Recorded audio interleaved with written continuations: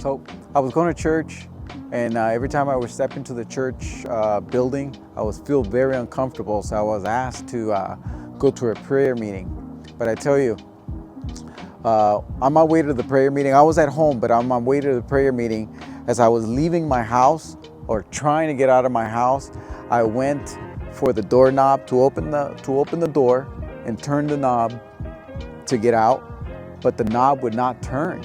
It was locked, even though it was in the unlocked position. It was, I could say that there was a demon holding the door shut, so I couldn't go to the prayer meeting because they knew that I was gonna get delivered that day. So I ended up going to grab a screwdriver, undoing the lock, and I could see where I can push the lock, the little lever, to actually manually just push it open like that so I can open the door. But it was stuck. It wouldn't move. It wouldn't move because there was a demon holding the door shut for me not to get out. So what I ended up doing, because the door, I could see where I could move it, but I couldn't move it. It was shut. So what I ended up doing, I ended up going to the room and crawling out of the window so I could leave my house. And I tell you, when I returned back home after my deliverance, there was no more problems with the door. It was working perfectly. But prior to my deliverance, it was shut. Those demons did not want me to go out there and go to the prayer meeting because they knew they were getting ready to go stand before Jesus and get casted out. But that was something that I learned during my deliverance, because yes, I was demon possessed and I needed deliverance. So I got deliverance through that prayer meeting, thank God. But in the physical, there was a demon holding that door closed. But thank God that they got casted out and I was delivered. All right. I want to share with you one of the things that I was still holding back was me smoking weed, and that's something that I hid from my wife. I hid it from everybody. It was just something that I did, and I did it daily, but I would hide it, right? And that's something that I wanted to get rid of. But to me, because it was a daily habit from the time I woke up till I went to sleep, I would do it at work. Like I said, I would wake up, do it at work, on the way home. I sneak out at nighttime and do it. It was a giant for me, right? It was a true giant for me. But it's also, God was calling me to leave that, And I went and spoke to Pastor Dane about it. I said, Pastor, I remember we were sitting in front of his house, and I said, Pastor, this is one of the issues that I'm dealing with, and I can't, and I shared with him the testimony of how God delivered me from drinking. And I said, Pastor, I want God to touch me again so that this could leave me.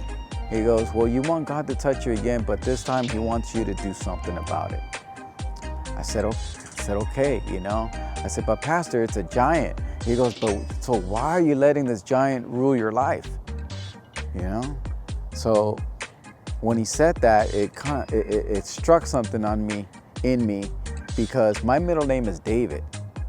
Okay, I'm Mario David Cortez.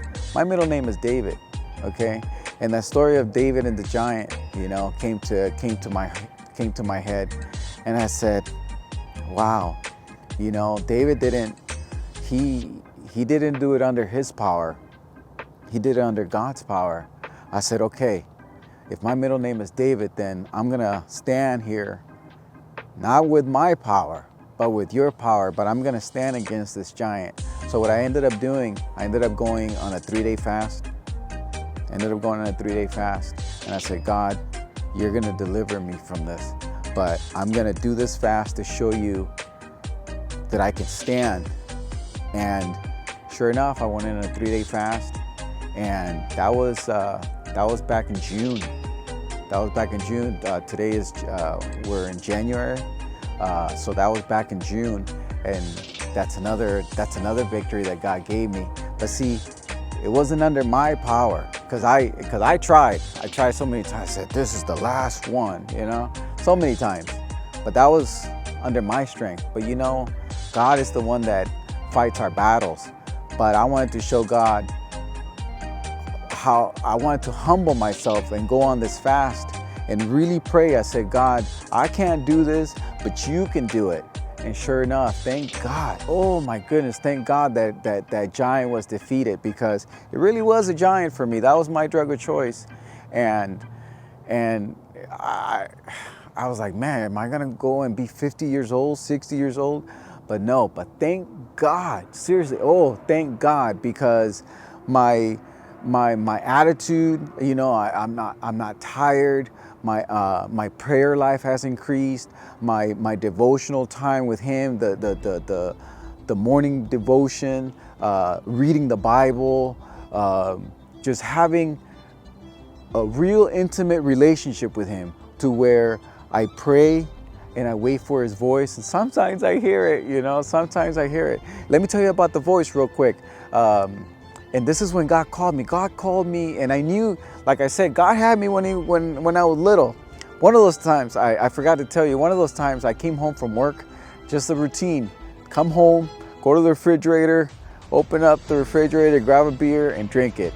Let me tell you, I came home like any other day. This happened about 7-8 years ago. He had called me. And guys, like I said, can't tell me the spirit realm is not real and God is not real. I remember I came home, I reached for the refrigerator door, and I stopped, because behind me was this voice, and I almost heard it audibly. I almost heard it. I remember it had stopped me, and it said, "My son, why are you running from me?" And that voice has so much power in it, but it has so much love, so much authority. But I remember the love and the authority, and it was powerful, and it has stopped me. And that question stayed with me. Why am I running? So I didn't know what to do. I ended up opening up the beer real fast, and chugging as fast as I could. That was about 7-8 years ago, something like that. But that question and that voice, it wasn't my imagination. It wasn't my conscience, no. There was no doubt, because when He spoke, there was no doubt that was God. But that was Him calling me and say, "Why are you running from me?" And I didn't know. But fast forward years later, He touched me again. He delivered me from alcoholism. The giant, He defeated it for me. I went in a 3-day fast, but He defeated the giant. I no longer smoke. I no longer drink. Like I said, my prayer life is it has increased so much. My relationship with Him, going to church, seeking after Him. I'm telling you, it is such a night and day difference that, yes, I was serving God for all these years, but I was holding those things behind me. I was hiding them. But now, I tell you, I serve God wholeheartedly, and that is such an amazing feeling, an amazing experience to serve Him wholeheartedly. I said, God, You have everything. I put it before You. You have it all. Take me, and this is me. I'm serving You wholeheartedly. And I tell you that my relationship with my wife, the relationship with my children, He has put me in an awesome church. It's been amazing these last year. Yes, it was COVID 2020, but personally, it's been amazing to know God on an intimate level, because that's how He wants us. He wants us to serve Him wholeheartedly. Yes, I was serving Him. I was holding those things behind me, but now it's open arms, it's open heart. And yes, there's things that I'm still He wants me to get better at, you know. But, you know, I give it to God. He's brought me out of poverty. You know, Nicaragua was a very poor place. I'm here. I am blessed. I am blessed. I am blessed because I serve Him wholeheartedly. Yes, I was serving Him, but not wholeheartedly. But now that I am, I tell you, it is a difference maker because words can't explain how the closeness that I have with Him because I've opened up to Him and He's called me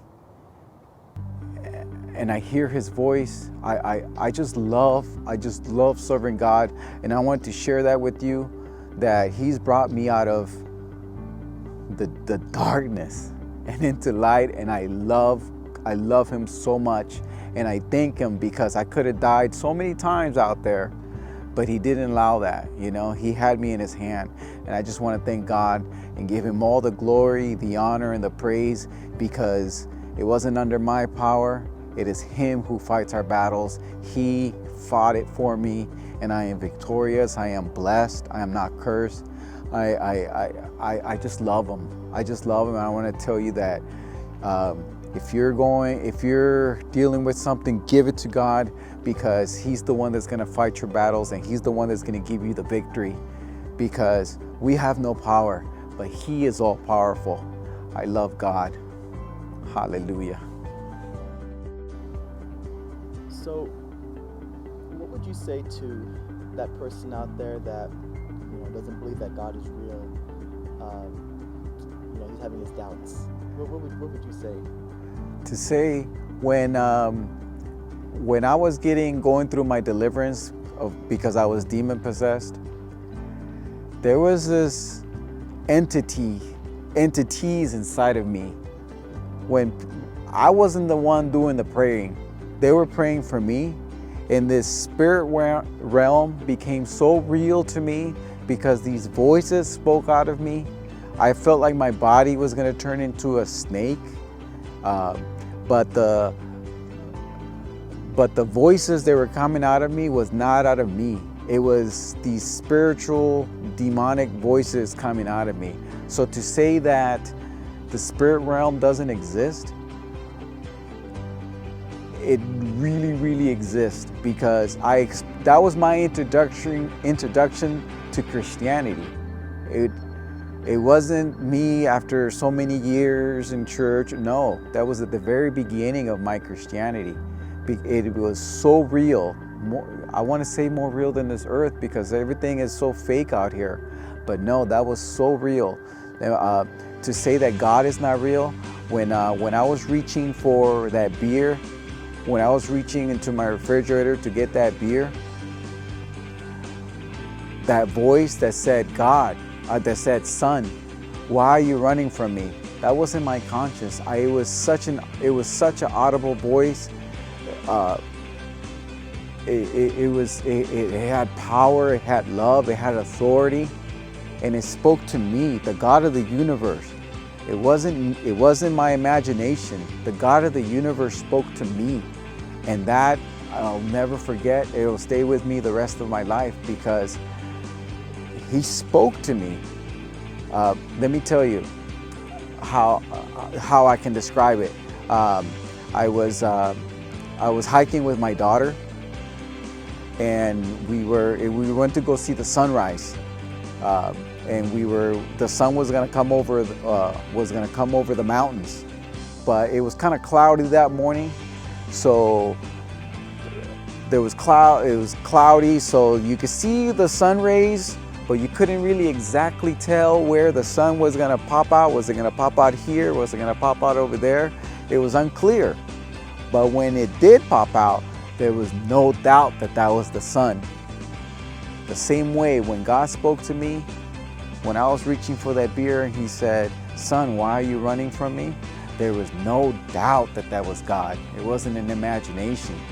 So from demon possessed to being filled with the Holy Spirit to the relationship that I have right now, God is real. He spoke to me. He spoke to me. He is so real. If you're dealing with alcohol or drug abuse, I tell you, those are evil spirits. But you know, just give it to, all I can say is give it to God, because He wants to get it from you. He wants to heal you. He wants you to get rid of those vices. All I can say is you give it to Him and say the simple prayer and say, God, I cannot do this, but you can. Give it to Him. Say, because I tried, I'm under my own power and I couldn't do it. But when I gave it to Him, I said, God, I've had enough. I am tired of running. Years ago, He said, son, why are you running from me? And my prayer was, God, I am tired of running. Sometimes I would drink without wanting to.